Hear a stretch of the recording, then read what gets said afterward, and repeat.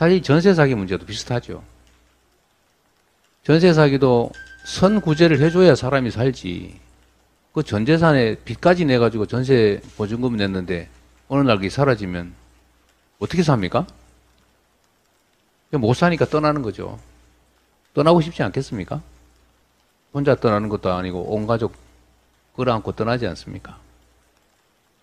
이럴 때 국가가 필요한 겁니다. 한 사람의 목숨이 가지는 가치, 그건 따질 수가 없죠.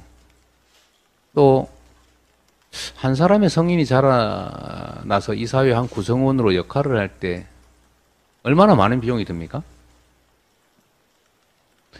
거기에 비하면 사실 전세 피해자, 그 수많은 사람 중에 극히 일부가 겪는 전세 피해자들의 이 전세 보증금을 우선 구제해주고 정부가 그걸 추후에 구상을 해 나가는 이런 방식은 원래 정부가 해야 될 역할 중에 하나입니다.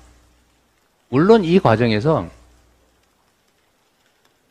구제하느라 들어가는 재정 지출보다 아마 회수되는 금액이 훨씬 적겠죠. 그 차익이 결국 정부의 부담이 됩니다.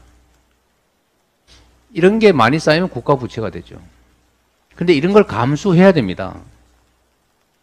절대 국가는 손해보지 않겠다. 그냥 당신들의 문제는 국민들끼리 알아서 해라. 이러니까 국민들의 삶이 나빠지고 정부의 재정은 그야말로 말대로 건전하고 안정적일지 몰라도 국민의 삶은 피폐해지는 거죠.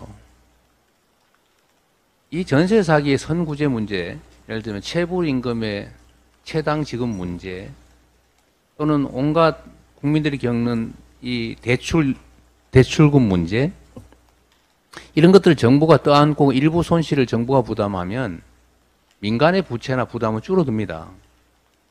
근데 정부의 부담은 늘어나겠죠. 이게 정상입니다. 그런데 이 전세 사기 문제도 우리가 선구제하고 후 구상하자라고 하지만 정부 여당은 꼼짝도 하지 않습니다.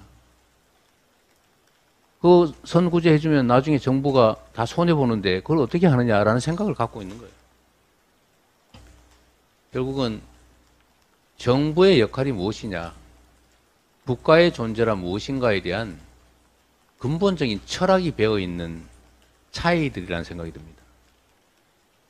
전세 사기의 선보상 선구제 후 구상 문제는 저희가 최선을 다하도록 할 텐데, 이건 정부 여당이 워낙 반대가 완강해서 참 어렵긴 합니다. 그래도 저희는 이런 상식과 그야말로 원칙 하에 최선을 다하겠다는 말씀드립니다.